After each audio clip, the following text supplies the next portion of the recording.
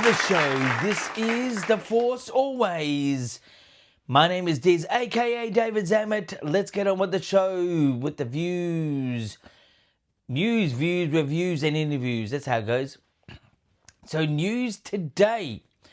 We have a new third picture for Starfighter, but this picture is not a behind the scenes type of picture for something promoting Starfighter.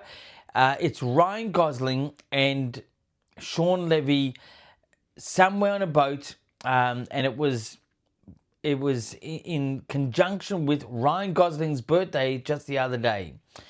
But it does still have Star Wars feel about it, because we've got a backdrop that I think could be a Star Wars area that they're filming at.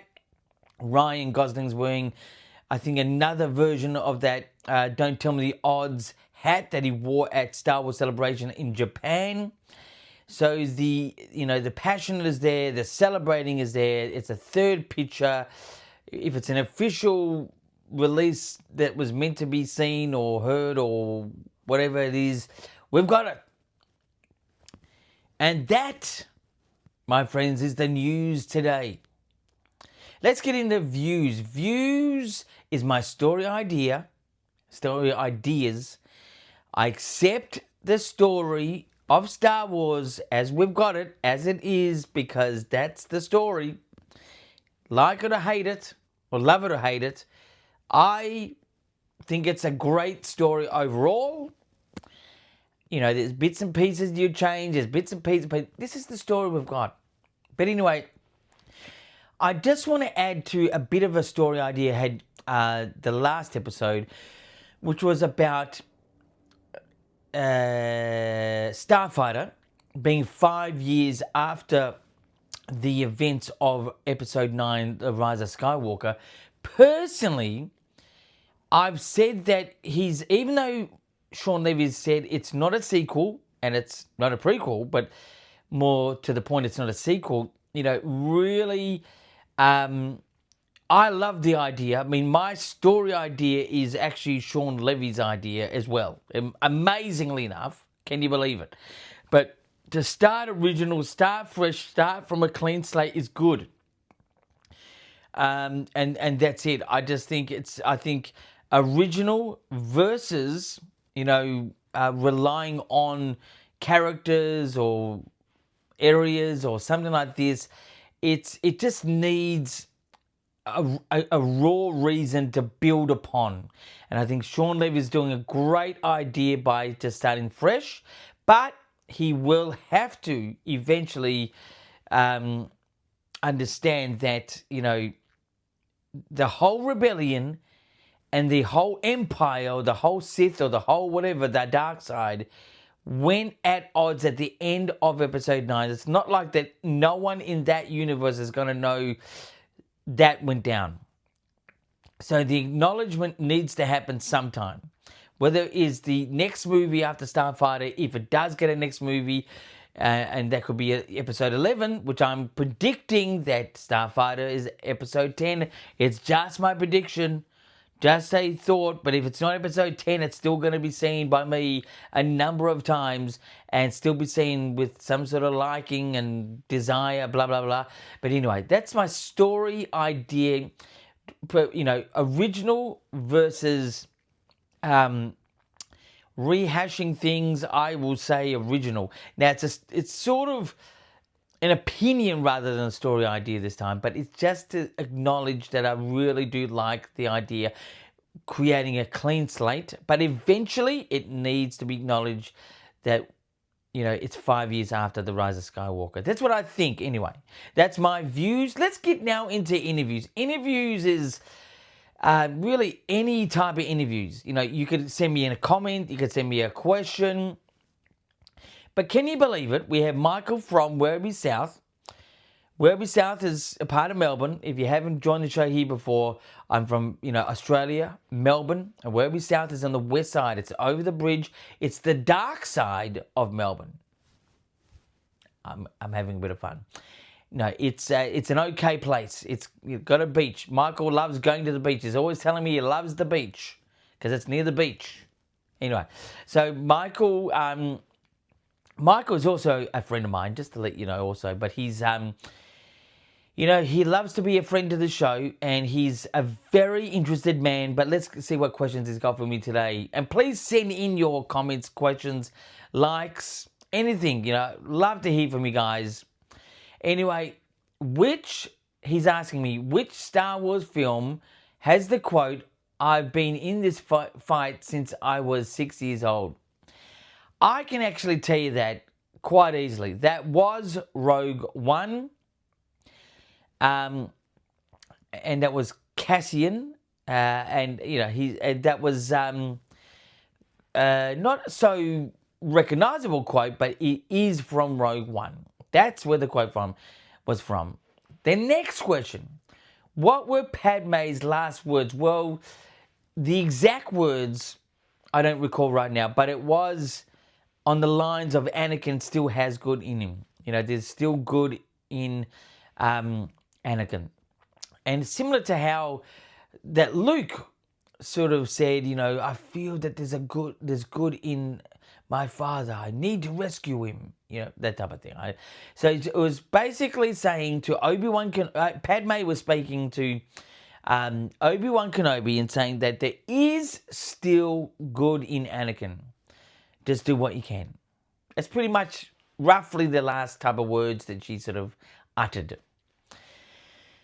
The next question, Michael, from Werby South has is, what happened to Anakin Skywalker during the battle with Count Dooku? Well, that is a pretty general sort of question, but I'm going to say he was starting to turn to the dark side.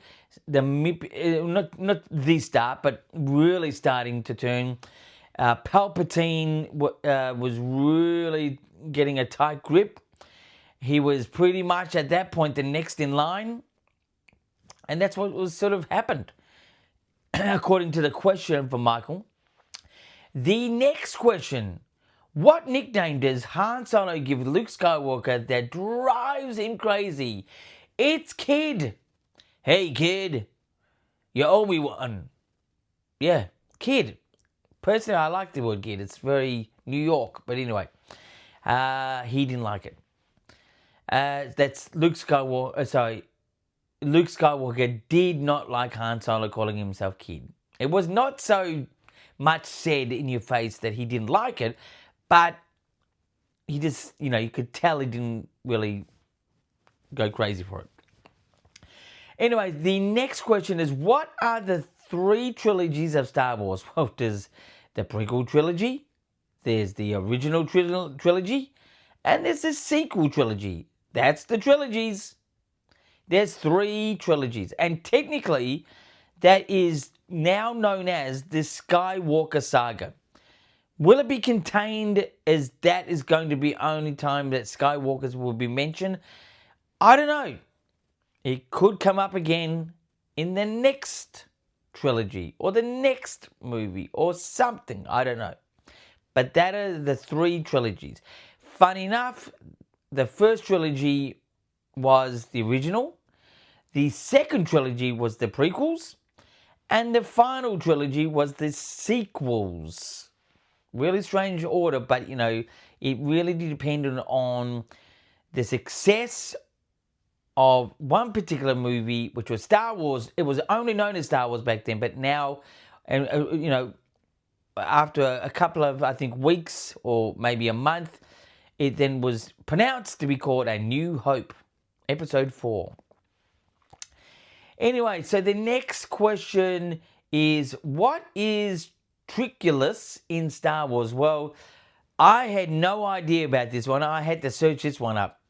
All I can say is this stupid, and I say stupid because it sounds stupid, 3-eyed alien, human-looking character.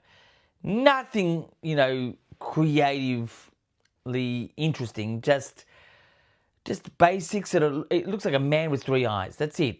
Nothing to go crazy for. To be honest, thank goodness the actual character has not been upfront in Star Wars. It could be a behind in the background type of character.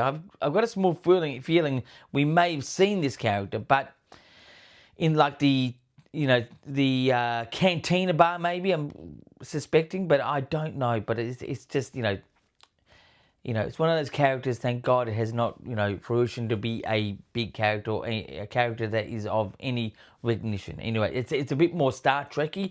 Nothing against Star Trek. I love Star Trek. I'm not one of these Star Wars fans that are against Star Trek, just to let you know. But anyway, let's go on to the next question. And this is the final question, can you believe it, from Michael from Werribee South.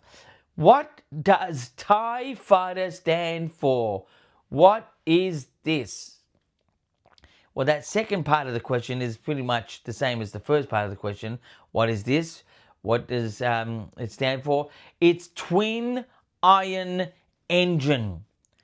Now, what is ion? It's I-O-N. It's spelled I-O-N. In fact, if you listen carefully in Empire Strikes Back, that's the first time I think we hear the word uttered, ion.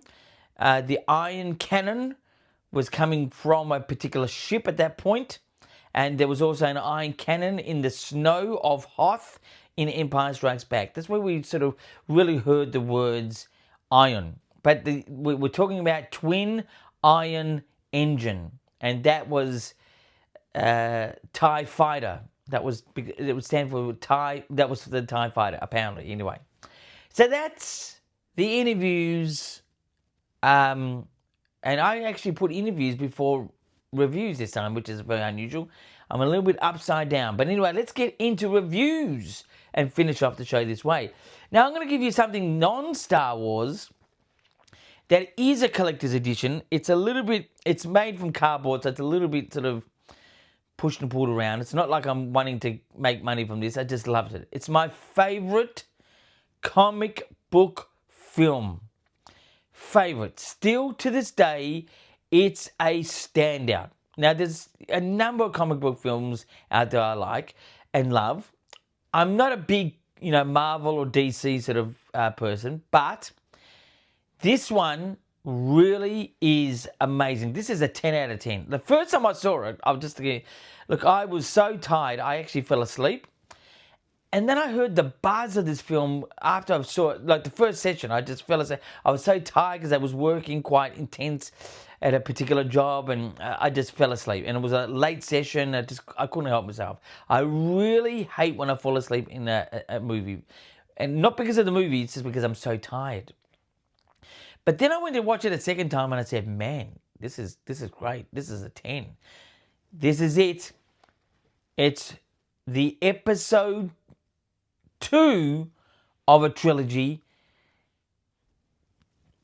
The Dark Knight." And on the cover there, we've got Heath Ledger as the Joker. This is a special box edition. When I saw his performance of the Joker, this was the itty of the gritty, and it was amazing. I said, this guy's going to win an Oscar, and he did.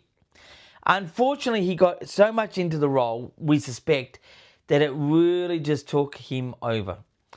But this film and this character, and even Batman himself, I'd say the Batman in this film was not as good as the Joker, but still very good. But the whole film was just amazing. Like, it's a 10. And Heath Ledger really nailed it. He's Australian. And I'll tell you how he nailed it. Not just in his performance, but the accent that he gave was undetectable as with any trace of Australian. Like, usually us Australians can sort of detect a little bit of an Australian sort of sound when they act American. And this guy, he brought it on. But not just that. Just the look of the Joker. The actual Dark Knight, even the way it ended was just, the bike riding off and the title comes up. It just said, it sort of like it said to me, into the Dark Knight. Yeah. Anyway, that's a 10. I'm not going to depart from this. Not that it's a collectible item, really. you could say it's a collectible item, maybe to some that people don't have it, but this was the special. It was not a steel book. I bought this as it is, like this, and that was the best version I got at the time. And anyway, that's my review. So anyway, that's the show for this time around. And until next time, my friends, keep rock